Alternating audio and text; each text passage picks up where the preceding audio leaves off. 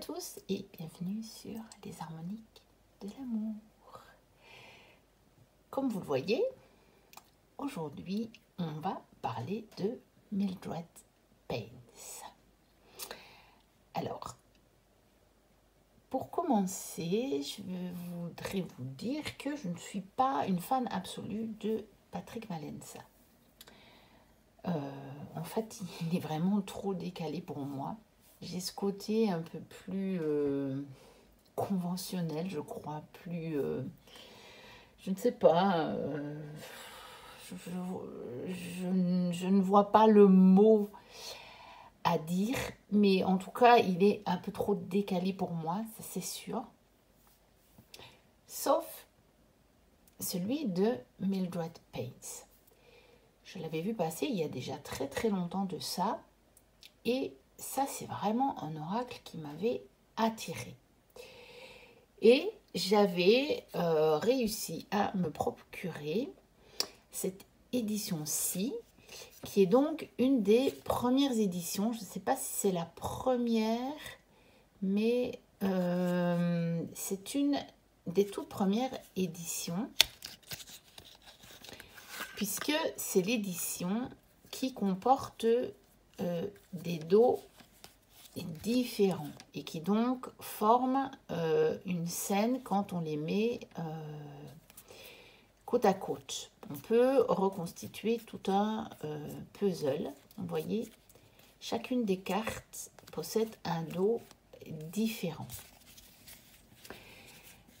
Donc c'est la version pocket, c'est-à-dire que c'est une version vraiment toute petite.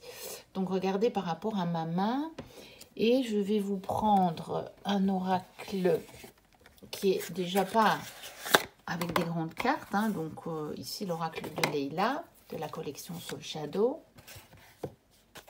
Donc ils sont les tailles poker, si je ne me trompe pas, et voilà ce que ça donne. Donc c'est vraiment le plus petit jeu de ma collection. Je l'avais montré une fois dans des vidéos déjà anciennes en fait. J'avais pris le plus grand jeu de ma collection et le plus petit jeu de ma collection. Donc le plus petit, c'était celui-ci. Il est vraiment tout minuscule, mais ça en fait un jeu facile à emporter avec soi, bien entendu. Donc on avait une photo de Mildred. On a bien entendu la petite carte de présentation. Et puis, voilà les cartes. Donc, alors moi, j'ai que les versions en anglais. Je pense qu'il a existé des versions en français. Bon, je suis sûre qu'il a existé des versions en français. Mais je ne sais pas si elles sont disponibles actuellement.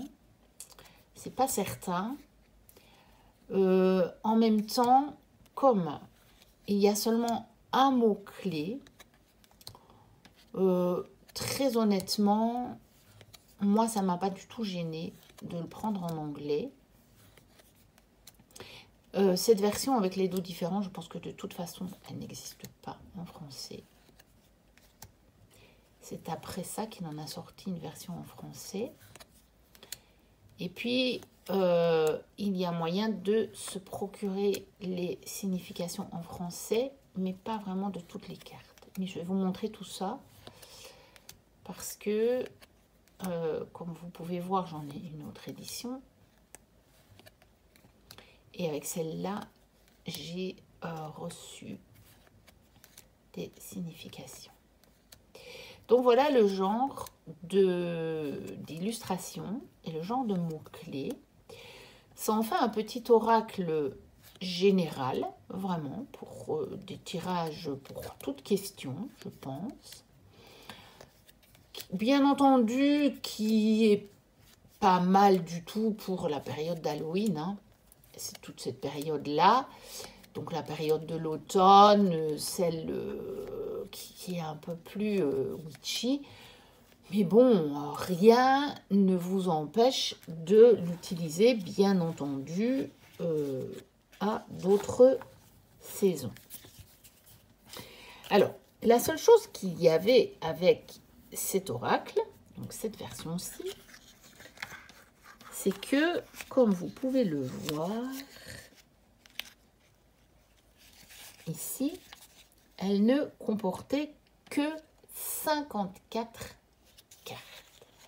Or, il se fait qu'au fil du temps, Patrick Valença a rajouté des cartes à cet oracle. Et franchement, j'avais vraiment envie d'avoir cette édition complète. Je pense que maintenant, elle est complète et qu'il n'en fera pas une autre. Et j'ai donc racheté celle-ci. Vous pouvez voir que les boîtes sont semblables si ce n'est la grosseur de la boîte, enfin l'épaisseur de la boîte. Puisque, voilà, je vais mettre comme ça. On voit clairement que celle-ci est beaucoup plus épaisse puisqu'elle contient beaucoup plus de cartes. Et on voit jusqu'ici, le rabat n'est pas le même. Sinon, le reste, c'est la même chose. Là, on a un œil. Jusqu'ici, on voit apparaître un numéro qu'on ne voit pas apparaître ici. Et donc, ici, nous en arrivons à 88 cartes. Et donc là, vraiment, ça valait le coup, comme vous pouvez voir, par rapport à mes 54 cartes. Ça valait vraiment le coup de prendre cette édition-ci. Mais j'ai envie de conserver celle-ci, puisque c'est la version avec des dos différents et que, au niveau de la collection, c'est un jeu de collection. C'est un jeu qui est devenu un jeu de collection. Alors, la personne qui me l'a vendu m'a mis les petites cartes ici qu'elle avait reçues avec. Donc ça, ce sont des cartes, on pourrait dire de Ouija, mais en réalité, on peut très bien l'utiliser aussi avec un pendule. Donc voilà. Et là, ce sont des cartes qui sont plutôt, je crois, avec des illustrations. Non, là, c'est Mildred. Mais ça, je me demande si ce n'est pas celui d'une autre édition du Mildred que je n'ai pas, qui me plaît moins, que j'ai pas envie d'avoir. Donc là, on a l'adresse pour télécharger le PDF, mais j'ai pas besoin de le faire puisque la personne qui me l'a vendu me les a envoyés et imprimés. Et donc là, je ne sais pas trop. C'est encore une carte de Mildred. Voilà. Donc, on va commencer par ceci.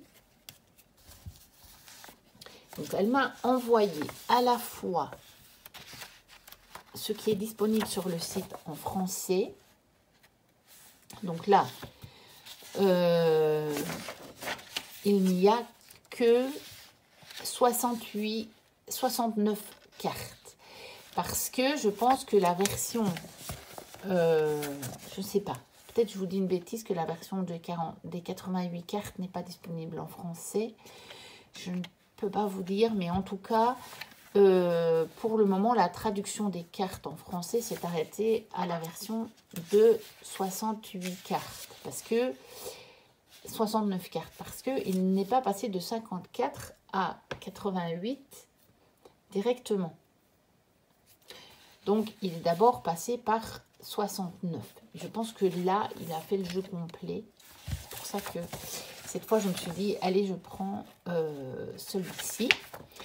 Et par contre, en anglais, sur le site, on retrouve bien la signification des 88 cartes. Voilà. Donc, vous voyez. Et vous voyez qu'il n'y a pas grand-chose à traduire, que ce n'est pas de l'anglais difficile et que donc moi, je n'ai pas nécessairement besoin de Google Traduction pour traduire. Je ne dis pas qu'il n'y a pas un mot ou deux. Pour certaines cartes, il faudra que j'aille rechercher. Mais c'est de l'anglais qui m'est franchement accessible. Donc voilà, c'était pour ça que j'ai pas voulu prendre la version en français et que peut-être qu'il n'est pas aussi complète. Et l'avantage, c'est qu'ici, il propose aussi un petit, des petites méthodes de tirage, on va dire. Après, c'est classique, hein, passé, présent, futur. Là, on a 2 cartes, mais voilà. Et il précise évidemment que l'on peut utiliser des milliers d'étalements de tirage, bien sûr. Et il propose même des mots-clés pour taper sur Internet pour en trouver. Donc, Spread Search. Donc, je voulais encore dire quelque chose, je pense, mais je ne sais plus par rapport à ça. Il faudra quand même que je tienne l'œil, oui, si à un moment, il n'y a pas la signification de toutes les cartes en français, mais comme je vous dis, je ne suis pas sûre puisque je pense que la version en français complète des 88 cartes n'existe pas. Et donc, on va découvrir la version complète. Donc, voici la boîte. C'est presque la même boîte, je vous ai montré.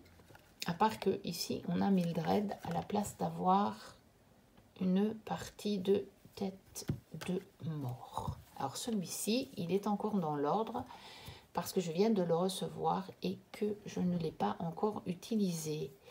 Donc, on a la même petite carte de présentation et la même petite carte que de Mildred. Alors, voici le dos. Non, voici pas le dos, je vous montre après.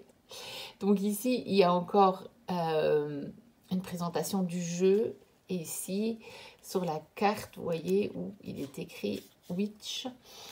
Donc, c'est basé sur l'histoire que Mildred aurait été internée parce que, ayant des pouvoirs un petit peu paranormaux, qui n'auraient pas été acceptés.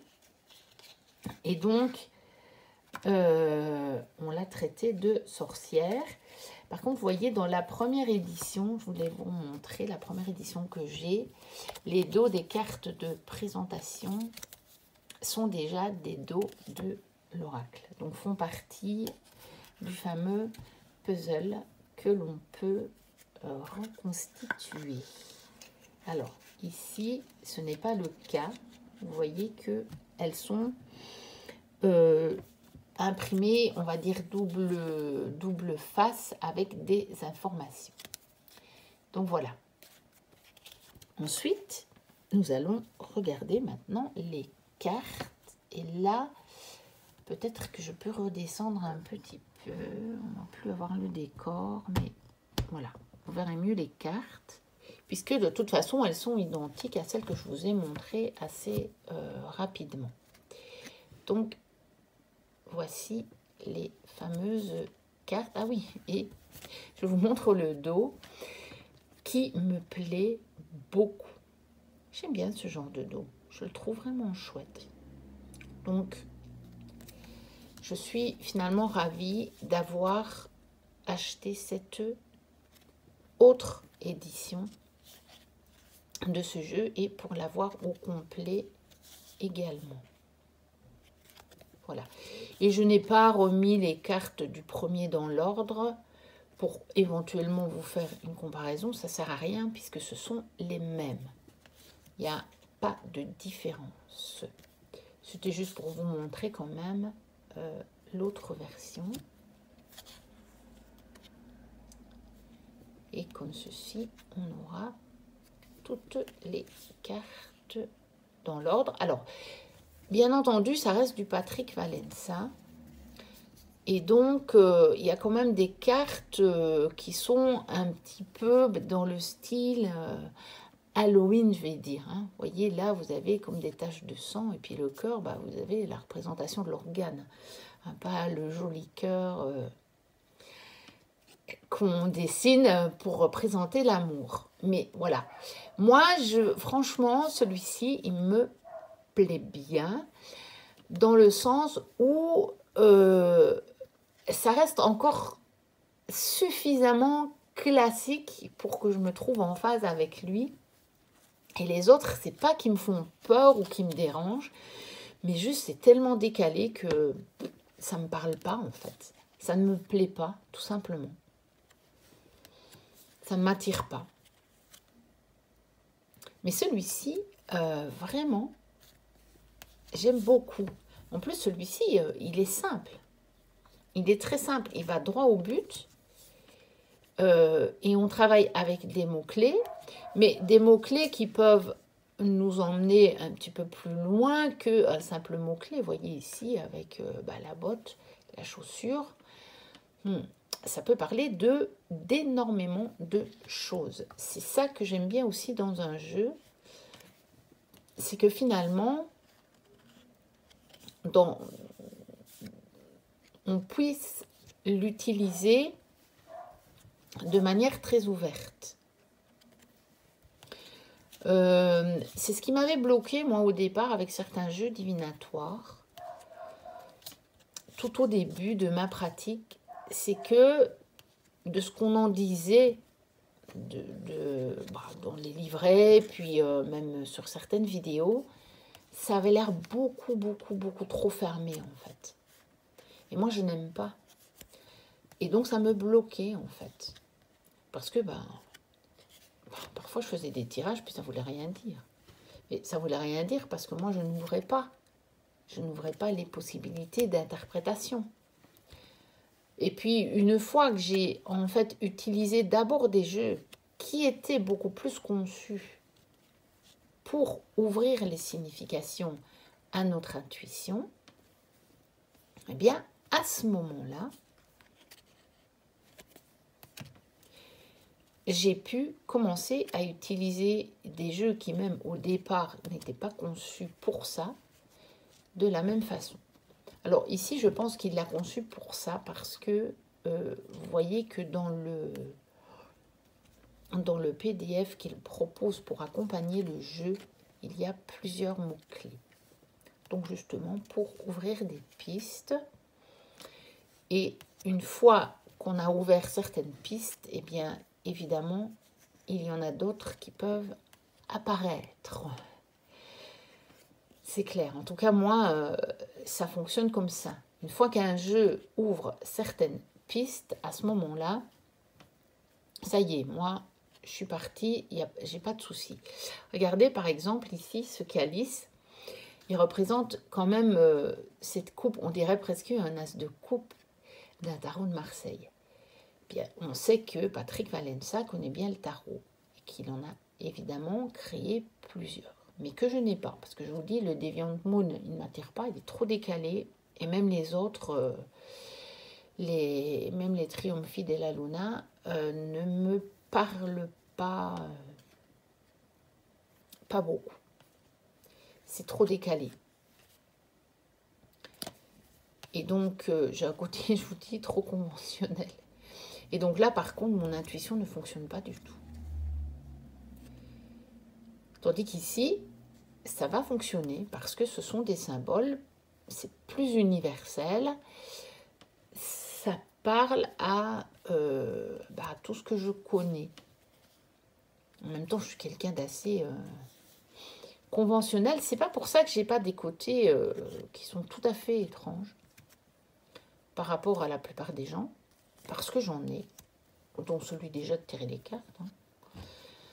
Même si c'est une pratique qui se répand assez bien ici les dernières années, et puis par d'autres côtés, mais j'ai un côté comme ça au niveau esthétique qui aime les choses assez rangées, assez conventionnelles, assez sages, je dirais. J'ai un côté sage et ça ressort, ce côté-là ressort dans mes préférences visuelles, très clairement. Après, ça ne veut pas dire que je ne peux pas craquer sur des choses qui sont un peu autres. Parce que clairement, oui, ça peut m'arriver. Mais d'une manière assez générale, on va dire que Je suis assez conventionnelle. Ah, celle avec le phare. J'adore le symbole du phare. La colombe. Comme vous voyez, c'est un oracle qui est quand même tout à fait équilibré pour faire n'importe quel type de tirage. Ce sont des symboles très généralistes. Il est équilibré par rapport aux cartes positives et aux cartes négatives. Donc, bon, c'est chouette. Je trouve que c'est un des côtés qui fait que je l'apprécie aussi. Alors, je ne sais pas si je vais m'en servir maintenant. Je vais certainement quand même le tester dans sa version complète. Et après, je ne suis pas sûre que je ne vais pas un petit peu me le garder pour la période Halloween. Mais je ne sais pas, parce que c'est comme je vous dis, en fait, je ne suis pas nécessairement très jeu de saison. Après, presque de plus en plus, à force de voir des vidéos, et aussi de tourner mes vlogs du mois, eh bien, quelque part, il y a peut-être ce petit côté-là qui se développe en moi. En même temps, jamais je ne vais me cantonner à des jeux du moment. Ça n'arrivera jamais. Pour certains tirages, je sais de quel jeu j'ai besoin. J'irai rechercher. Après, dans ma collection, je serais bien en peine pour certains jeux de les attribuer à une saison bien particulière. Voilà. Alors, comme vous pouvez voir, les boîtes, c'est pas super solide, hein, parce que la personne qui me l'a vendu l'a à peine utilisée. Mais vous voyez que la boîte est déjà un peu déchirée, mais c'est pas grave, je mettrai un bout de scotch et puis voilà. Donc, oui, ici, je ne sais pas pourquoi il y a le 111 pour le coup. Et donc, ça date déjà de 2021, l'édition ici complète. Et peut-être qu'il en a encore fait d'autres. Hein. Je ne me tiens pas nécessairement au courant de ce qu'il fait, puisque c'est le seul oracle. Pour le moment, bien entendu, parce que peut-être qu'il va encore préparer certaines choses, Patrick Valencia. Ça, je ne pourrais le dire. Mais pour le moment, c'est le seul jeu qui m'attire de ses créations. Voilà, c'était pour cette petite présentation du Mildred Payne's Secret Pocket Oracle. N'hésitez pas à liker, à commenter, à me dire ce que vous en avez pensé, si vous l'aimez, si vous aimez mieux les autres jeux de Patrick Valencia ou pas, ou si Patrick Valencia, c'est votre kiff absolu, tout ce qu'il a fait, ou si au contraire, Patrick Valencia, même le Mildred Payne's, vous n'en voulez pas, il n'y a pas de souci. C'est ça qui est intéressant, c'est que comme ça, on peut découvrir les affinités de chacun, et c'est très chouette, c'est très enrichissant. Et puis, n'hésitez pas à vous abonner si vous passez par là et que vous ne l'êtes pas. Et puis, que mon contenu vous intéresse, bien entendu. Moi, je vous dis à très bientôt pour une prochaine vidéo. D'ici là, portez-vous bien. Bye bye.